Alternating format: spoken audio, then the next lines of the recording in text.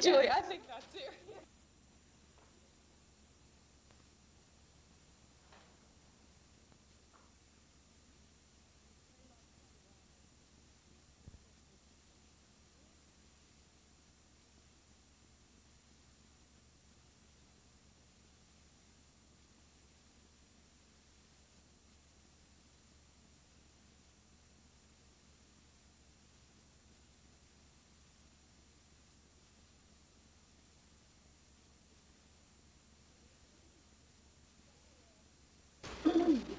Sally Ann, Thunder Ann, Whirlwind Crockett lived a long time ago near the Mississippi River.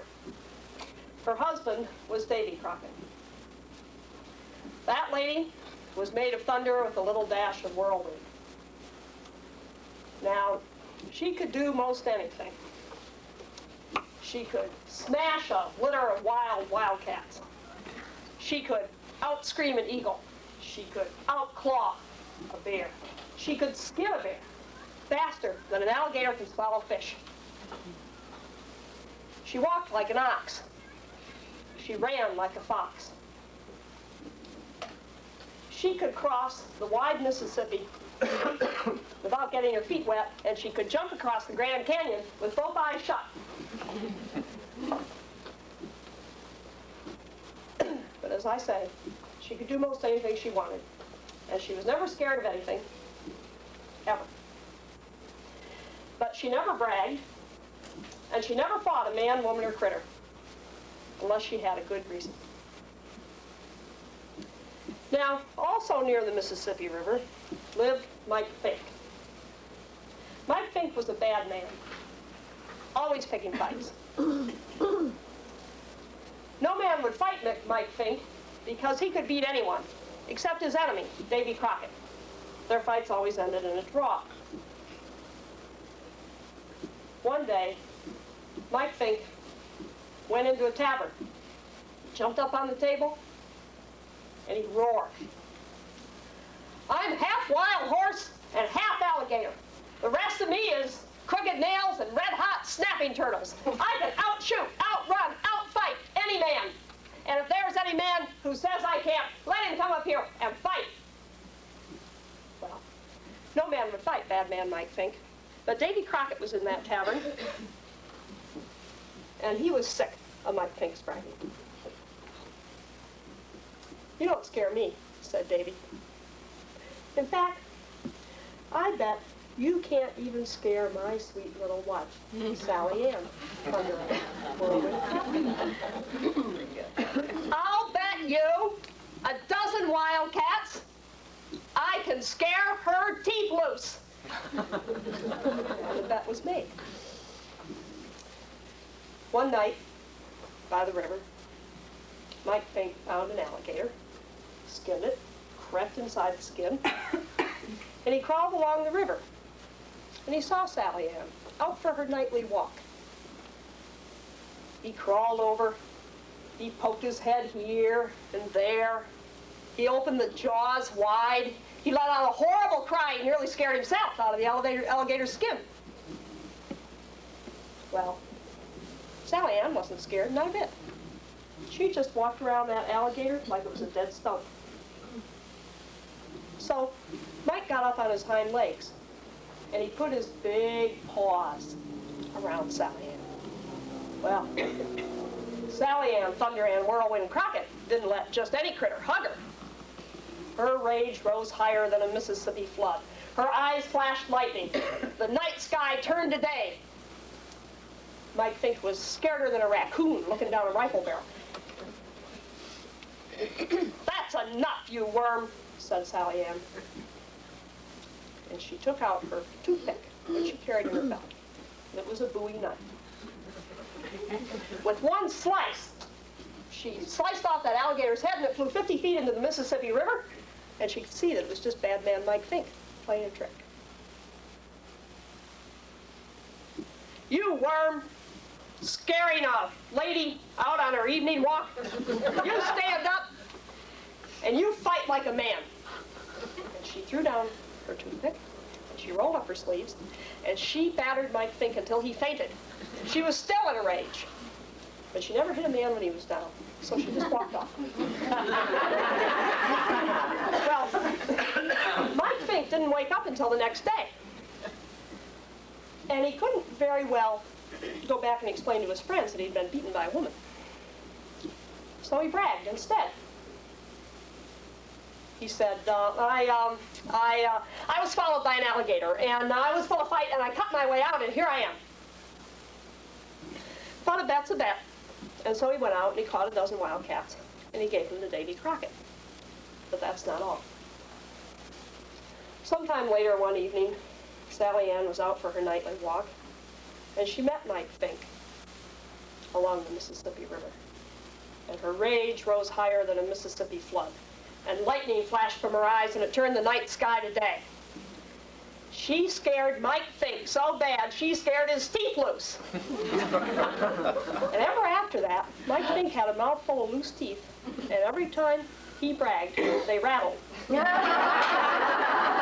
Sally Ann, Thunder Ann, Whirlwind Crockett, as retold by Sarah Lee Cohen, and the illustrations in the book are the best part.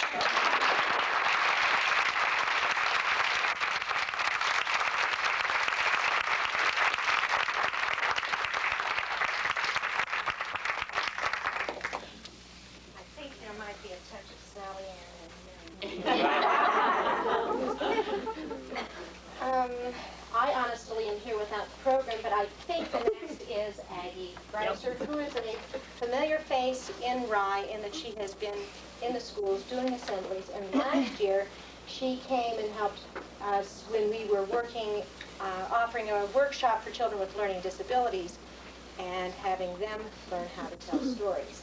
And she was a marvelous help that day. Aggie.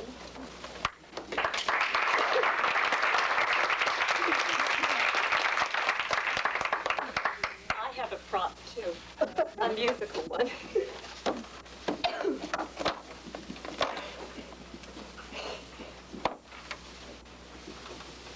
I've never learned to play the guitar standing up, so that's why I like this. I'd like to tell a story that I've adapted from a collection of American Indian tales by W.T. Larned, and it was published in 1935, and my story is Shingebis Fools the North Wind. Now, long ago, when there were only a few people upon the earth, there was in the north a tribe of fishermen. Now, every summer, those fishermen traveled farther north than they ever would go, because the fish were plentiful there in the summer season. But they dared not stay in the winter at all, for that land was always covered with snow and ice. Now the king of that land of ice and snow was a very fierce old man called Ka-Bibinoka by the Indians, which means in our language, the north wind. Now, though the land of ice and snow stretched across the top of the world for thousands and thousands of miles, Ka-Bibinoka was not satisfied. If he could have had his way, there would have been no trees or green grass anywhere. All the world would have been covered with snow from one year's end to the next. But fortunately, there was a limit to his power. When the winter ended, Shawandasi, the south wind, would move in. And when Shawandasi came, it was always summer. Now, when the days of summer grew short, Shawandasi would climb to the top of a mountain, and he would light his pipe, and he would sit there smoking and dreaming. Not a breath of wind stirred. There was not a cloud in the sky. It was Indian summer. Now it was the time that the fishermen who had come to fish in the north had to work very hard and very fast, because they knew that Shawandasi would soon fall asleep and Ka-Bibinoka would swoop down upon them and drive them all away. Now one morning, they discovered that ice covered their fishing nets. That was a warning. And then the snow came down in big and feathery flakes. That was another warning. Ka-Bibinoka is coming, cried the fisherman. Ka-Bibinoka is coming. We must go home. But one of the fishermen named Shingebis only laughed. Shingebis was always laughing. He laughed if he caught a lot of fish, and he laughed if he caught none at all. The fishing is still good, he said. What do I care about old Kababinok? The other fishermen looked at him in amazement. They knew that he had a special magic power, that he could turn himself into a duck. But they said, unless you could turn yourself into a bear or a fish, you would have no chance against Kababinok. You know that even the biggest trees of the forest bend before his anger, and the swiftest rivers freeze at his touch. But Shingebis said no. The fishing is still good, and when it isn't, I can cut a hole in the ice and fish with a scrape. I have my fur coat and my fur mittens. I have lots of wood in my wigwam. I am going to stay. So the fishermen bid him a very sad goodbye. He was a favorite among them, and in truth, they never expected to see him again. Now when they left, Shingebis set about his work in his own way. He made sure that he had lots of twigs and dry bark and pine needles to start his fire in the evening. As for the fishing, it was marvelous through the holes he made in the ice.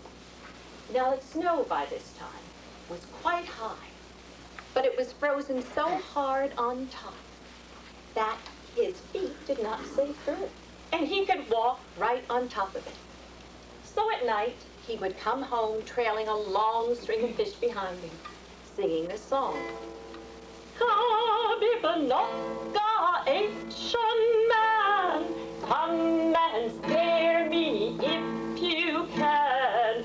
Big and blustery though you be, you are mortal just like me. And it was just like this that Kababinok spotted him one evening. Kababinok said, "Who is this impudent, two-legged creature who dares to stay here long after the wild geese and heron have winged their way to the south? I will show him who is master here. Tonight, I will sneak into his wigwam, I will blow his fire out, and scatter the ashes all about." Now evening came, and Shingebis sat before his fire, thinking of his friends. How foolish they were, he thought, to leave when the fishing was so good. And then he said to himself, I know that they all think that Kababinok is some kind of a magician, but I really believe he is a man just like myself. And it's true, of course, he said, that he can stand the cold much better than I can. And then he laughed. But I can stand the heat much better than he can. And that thought amused him so he sang, Kabibinok, the frosty man, come and freeze me if you can. Though you blow until you tire, I am safe beside my fire. Well, he was so busy singing that he didn't notice the roar of Kababinokka outside. Well, the snow fell in huge, huge drifts against the wigwam. But instead of making it colder inside, it acted like a blanket and made Shingebis feel warm inside.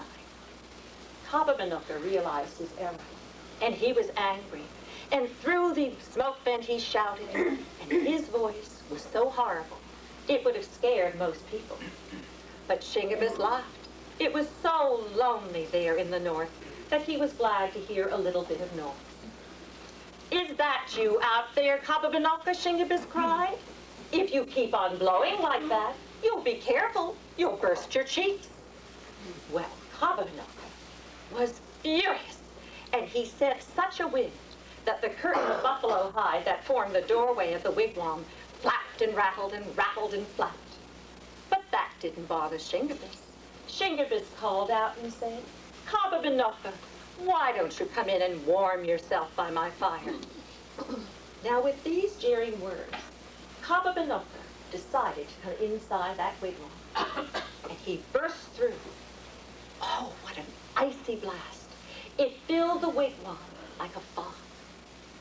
Shingebis pretended not to notice. And he stepped over to the fire and he put another huge log on it. And it burned so brightly and so warmly, even he had to step away from it. Now, from the corner of his eye, he watched Capabanoka. And what he saw delighted him. The perspiration was pouring down his face, and the icicles and snow in his hair were melting. There could be no doubt about it. The king of the land of ice and snow was beginning to thaw. He watched some more, and soon Capabanoka's nose disappeared and his ears, and he was getting smaller and smaller, and if he had stayed there much longer, Capabanoka would have been nothing but a puddle of water. But Capabanoka hurled himself out the doorway, and the air outside revived him. And then he came back and he called to Shingebis, come out here, outside, and we'll fight and see who is master here. Now Shingebis thought it over. He felt quite strong, and he thought that the heat might have weakened Capabanoka. And then he thought, if I could conquer him, then my friends and I could fish here all year round. And with that thought, he bravely went outside his wigwam. Capabanoka came to meet him, and over in the snow, they wrestled all night long. And the effort that Shingebis put forth kept his body warm, and he felt Capabanoka beginning to weaken. And soon his breath was not an icy blast, but only a feeble sigh. And when morning came, the two wrestlers stood apart panting, and Capabanoka admitted that he was conquered. And with a despairing wail, he turned and fled far, far to the north, never to return again. And the song of Shingebis rang out after him. Capabanoka has gone away. He won't return again, I say. When my friends come back, they'll see they can fish all year with me.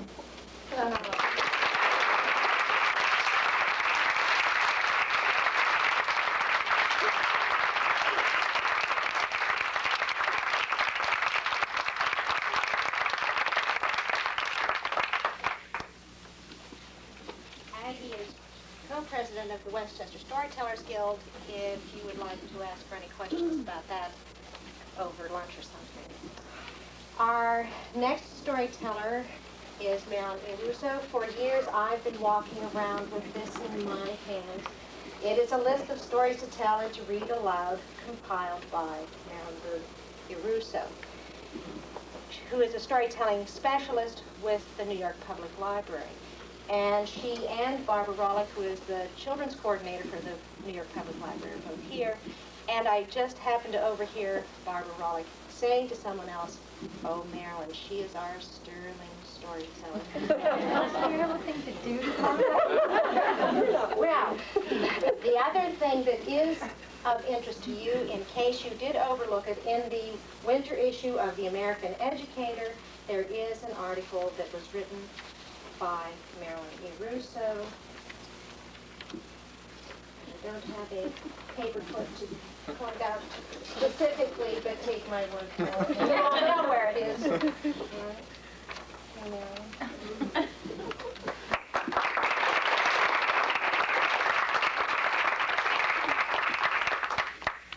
I'm going to tell you a story from Persian folk and fairy tales. I love to tell grisly stories, but I find that frequently teachers are not as ready for them as the children are. I'm telling a grisly story today. This one is called The Pumpkin Child. There was a time, and there wasn't a time in the long ago, when a good wife lived with her husband in a small, neat cottage at the edge of town. She had everything she wanted except one thing. She longed for a daughter. Year after year, she prayed for a daughter, But year after year, she and her husband remained childless. One day, she said to her husband, "I would like a little girl so much, I wouldn't even care if she looked like a pumpkin." Not long after that, a beautiful girl child was born with eyes like sapphires and lips the color of pomegranate seeds. The couple were very happy until one day when the mother went to take the baby out of the cradle and she found a pumpkin there instead of a child. When her husband found out that his daughter had turned into a pumpkin, he ran away from town and never came back. But the good wife continued to take care of her little pumpkin child and to love her. And as the pumpkin child grew bigger and bigger and the years passed, she became too heavy to carry around, and she started to roll around the house on her own and out into the street. And all of the neighbors laughed and mocked the woman because she had a pumpkin instead of a child. Year after year, the mother continued to take care of her little daughter and to love her, and she dressed her in little dresses that she sewed for her herself. And one year, she decided that it was time to send her daughter to school with all the other young ladies of the village so that she could learn the arts of needlecraft and spinning. And so she said to her little pumpkin child to roll off to school and don't mind if anybody laughs at her. And she gave her a little kiss, and the pumpkin child went to school. Now, the school for young ladies was next door to the house of the richest merchant in town. And his son Murad used to delight in watching the young ladies as they sat in the market, in this plaza, and did their spinning and their weaving. And one day he was watching them when he noticed that a fat yellow pumpkin was rolling around among the young ladies. And he said to himself, "Why is a pumpkin going to a school for young ladies?" And he decided to watch. So every day after that, he watched, and he discovered that when the young ladies sat at their meals under the fig trees, the pumpkin rolled off into the back of the garden and disappeared from sight. He climbed up onto the roof of his father's house because from there he could see the whole garden. And he noticed that the pumpkin rolled underneath a bush, stopped rolling, and then the lid of the pumpkin flew off, and out stepped a young maiden as beautiful as the moon on its 14th night. She would climb up a grapevine and pick grapes and eat them for her meal, and when she was finished, she would climb back down the vine, climb into the pumpkin, and the lid would fly back into place, and it would roll back to where the young ladies were. Well, one day, Murad climbed up onto the roof of his father's house and waited for the pumpkin child to climb up the vine. And he reached out his hand, and he was just about to take her hand, and he was going to ask her to marry him, when she was so startled that she pulled back her hand and hurried down the vine and climbed into the pumpkin and rolled off. And Murad was very sad until he realized that the ring from her middle finger had fallen into his hand. He went downstairs to his mother and he said, "Mother, it's time that I were married, but I will marry only the maiden whose middle finger fits this ring." Murad's mother was delighted because she had long thought that it was time for her son to be married and to start a family of his own. So she called her servant to her, an old lady named Nana. And she said to Nana, "Take this ring and go to every house in town and find a girl whose middle finger fits this ring and bring her back as a bride from Murad." So faithful old Nana ran to every house in town and knocked on the door.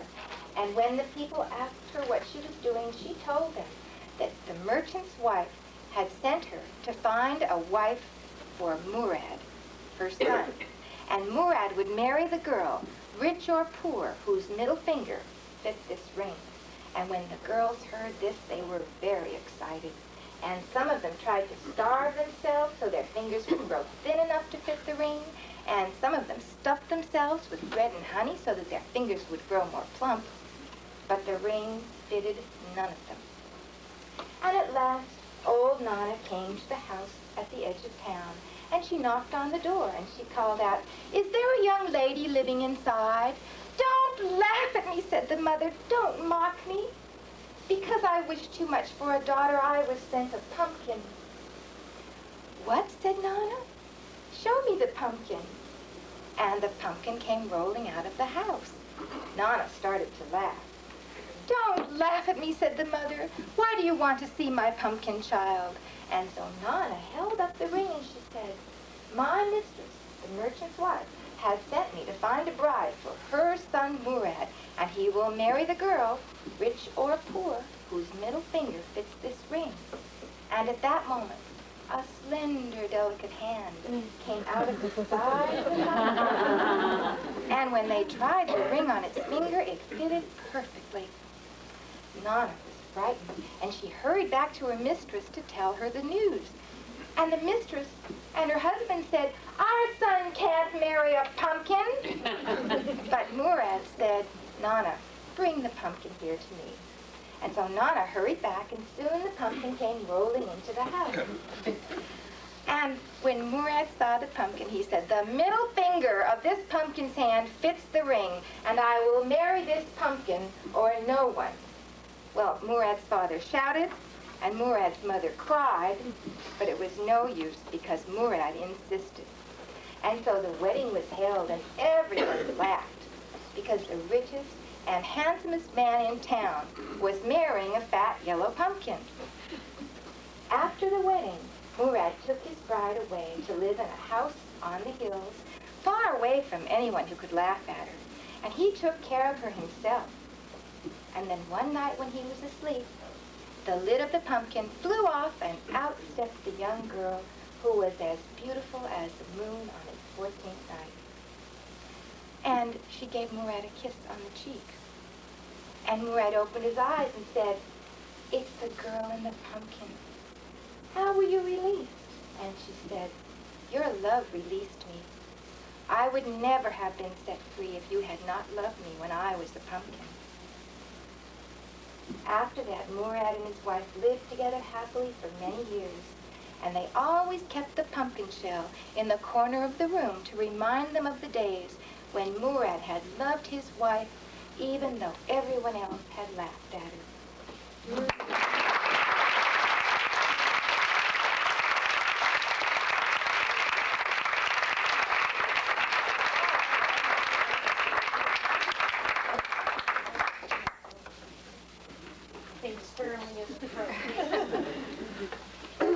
Our last storyteller is Ann Izard, and she brings to the storytelling today many years' experience. As you may be aware, it is to Ann Izard that we have dedicated this year-long storytelling festival. And why would we do that? We have done it because Ann Izard was a driving force in keeping the art of storytelling alive. She was a children's librarian for many years, and as soon as she volunteered to tell stories once upon a time to some children in a fresh air camp, she discovered that of all the things that occurred in a children's library, storytelling was what she loved best.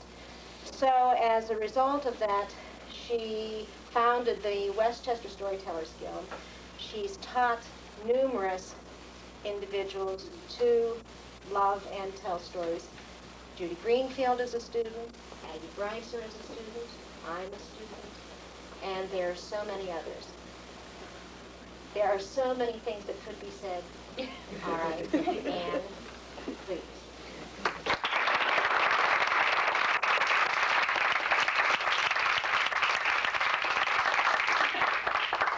That's really not fair.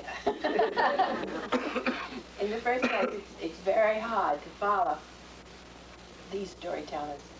But it's very exciting, too, to see what you plant a seed and you see what's come from the seed that's been planted.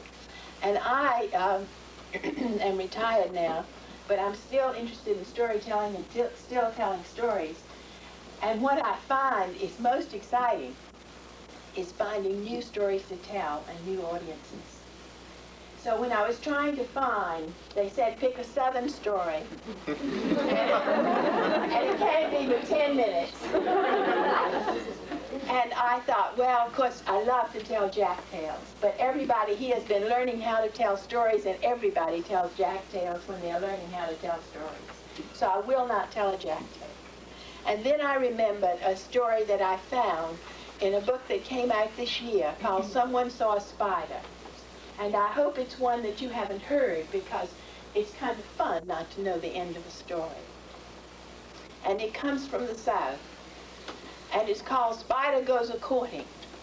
Now, you know, when a real spider goes a-courting, he has to take his courage in his hands, because the female is bigger than the male, and she often eats him at the end of the process. But the nearsighted spiders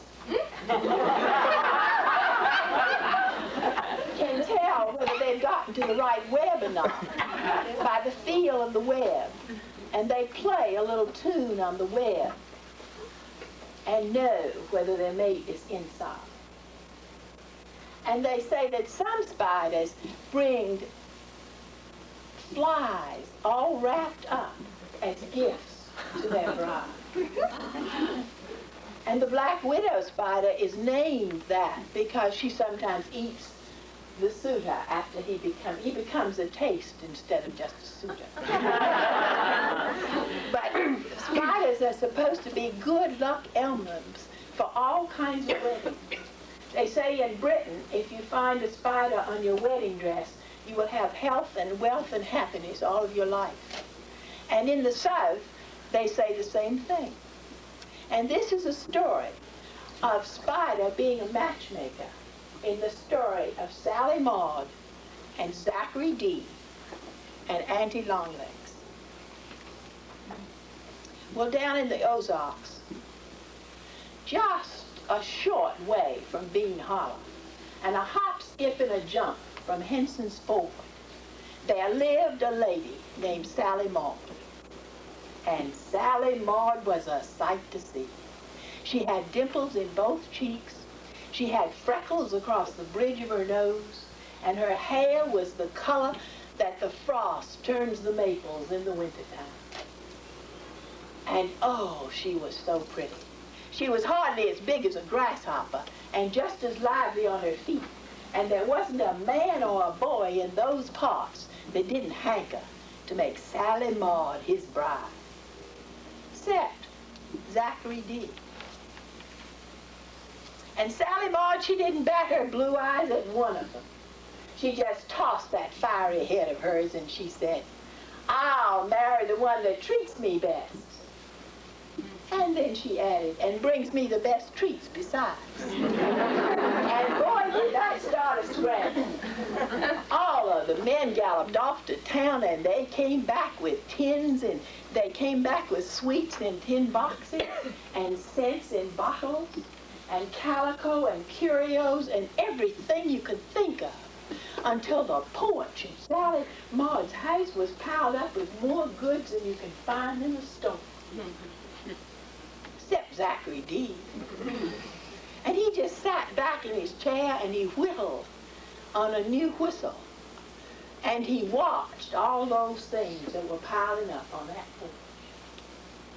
"My," said Sally Maud, "fancy that." But she never did say who she fancied. And Zachary D., he was as big and strong as a match for any man. But he was poorer than a flea without a dog. And his pockets were empty except for the holes. And he had a roof over his head, but it leaked when it rained. And he had a shirt on his back, but half the buttons were gone. So you see, Zachary D. knew he was no match for Sally Maud. So he just watched while all the other young men slicked themselves up for the sweethearting. And he sat on his porch and he whittled and made a new whistle. And he was sitting there one night listening to the tunes from the fiddle that came from the young men that were playing on Sally Maud's porch. And he happened to look up, and hanging right over his head was a big brown and yellow spotted spider. And Zachary D. looked up and he said, "Why, howdy, Andy Longlegs." And the spider heard him and she went skittering back up the street. "Oh, no, don't go away," said Zachary D. "I'm glad you came to call, 'cause they say spiders bring good luck, and it's high time I had a change of fortune. Come on down. There's no reason why the two of us can't spin some daydreams together." So the spider started spinning her web, and Zachary D. shut his eyes and started daydreaming about pretty Sally Maud.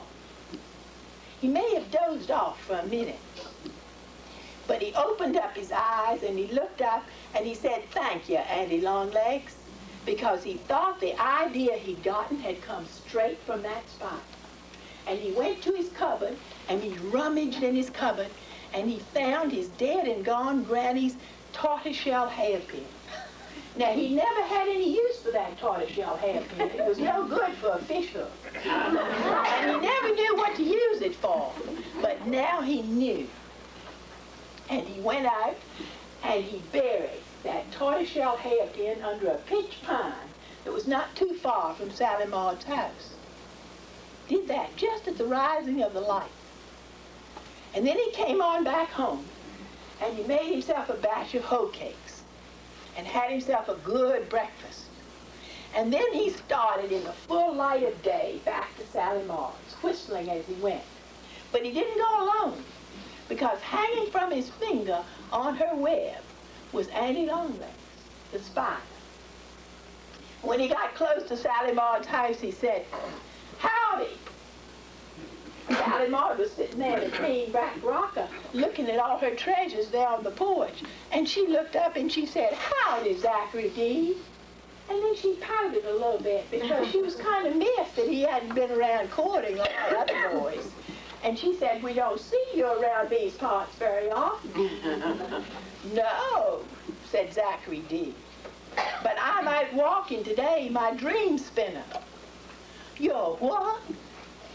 said Sally Maud, because she couldn't see what he had on his finger. "Oh, this is Andy Longlegs, my dream spinner. And she just spins dreams and makes all my best wishes come true. Here she is, see her?" And he put her right under Sally Maud's nose. "Oh," said Sally Maud, "that's nothing but an old creepy crawler." "You don't know," said Zachary D. "She makes all my dreams come true.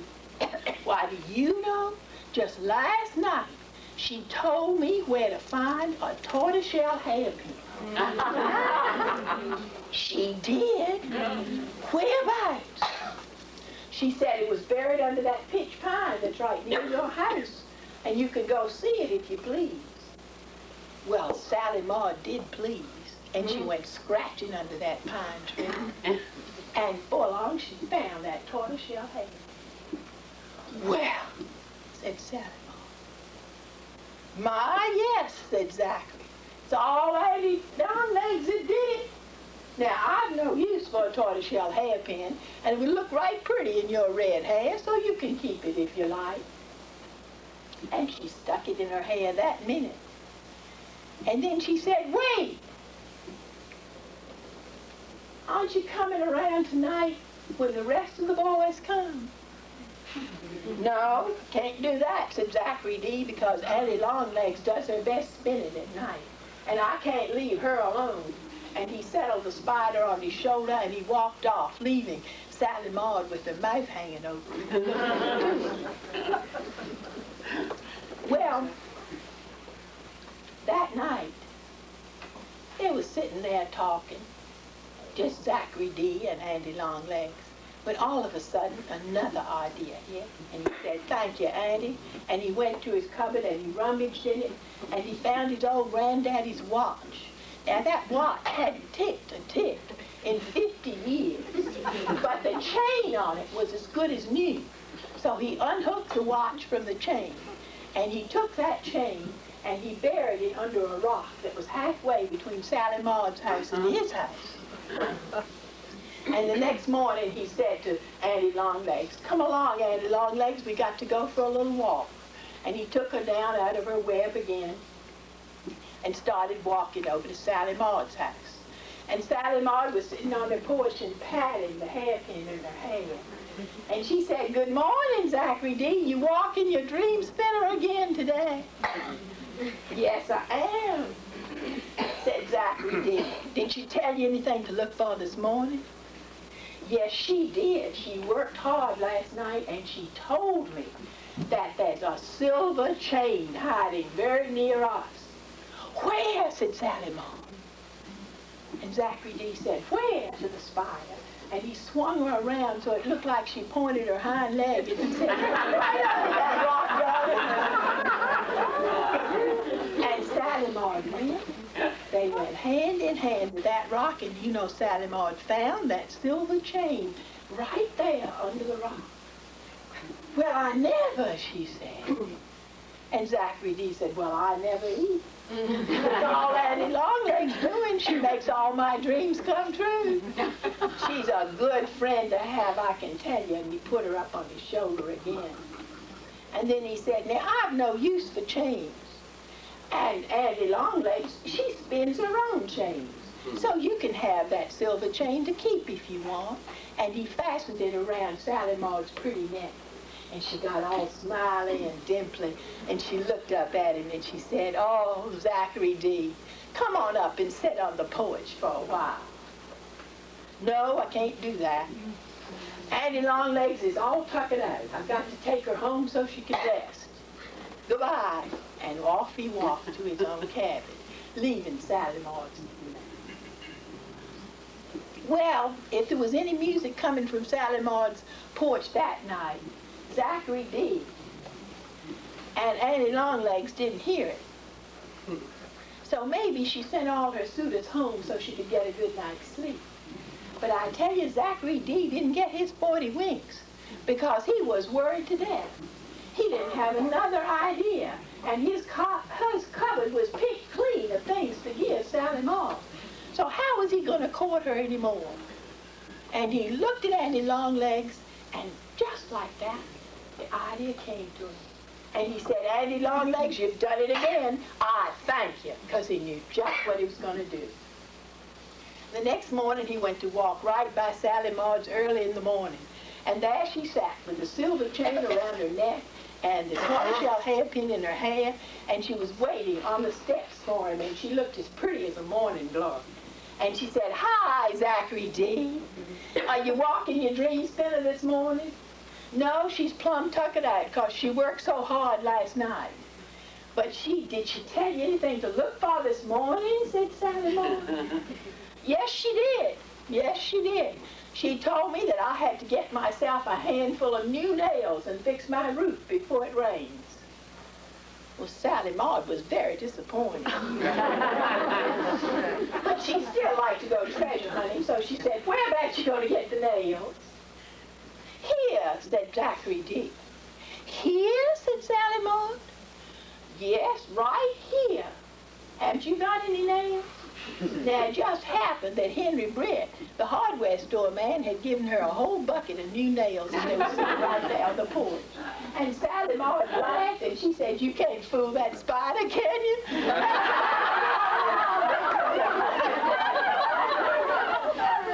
And she said, "Take however many you want."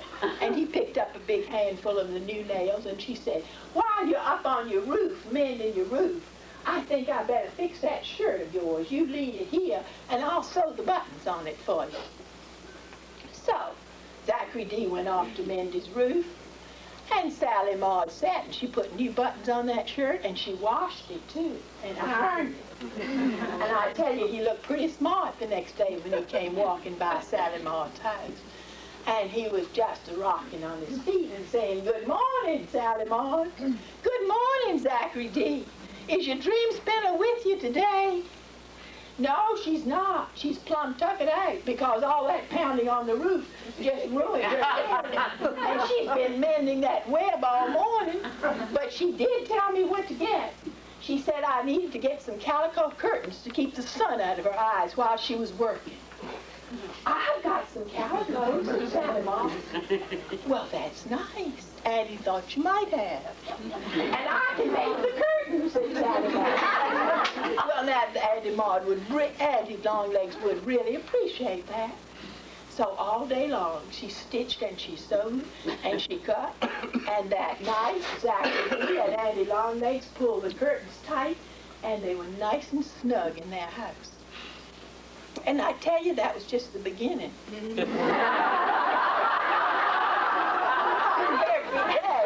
Every day, Zachary D went over to see Sally Maud, and sometimes he took the dream spinner, and sometimes he didn't. But he always came back with something in his two hands. Sometimes it was a mirror that somebody had given Sally Maud, and that Annie Longlegs had dreamed about and thought she'd like a mirror. And sometimes it was a spider frying pan, because you know a spider would like to have that. And so it ended up that almost everything that Sally Maud suitors would give her in the evening ended up the next morning. He had a silk cushion on his chair, and he had 2 or 3 tins of cookies in his cupboard. And one day he came by, and Sally Maud said, "Zachary D, your house must look real grand now. I would love to see what it looks like." "Oh, no, you can't do that," said Zachary D. "I can't," said Sally Maud. "Why not?" "Because Annie Longlegs has done woven a spider web right across my door jamb. And can't anybody go in my house except me and maybe my bride that I carry over the threshold." "Did that old spinner tell you that?" "Well, in a way of speaking. But I haven't asked her yet just where I should go to look for a wife." And Sally Maud was mad. And she took her foot and she stamped it on that porch so hard the rafters rung. And she said, "Now listen to me. You might ask me. And you might ask me that question instead of that spinning woman." And so he did. And they got married the next time the preacher came. And they're living right happily together with everything their hearts could desire.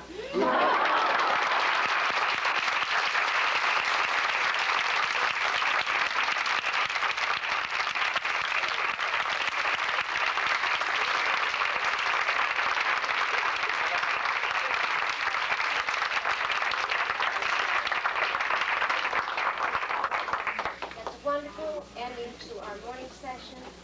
You know that the next thing on our program is lunch. It is at Midland School. You are the guests of the Rye Board of Education. It is a catered affair, so hurry up.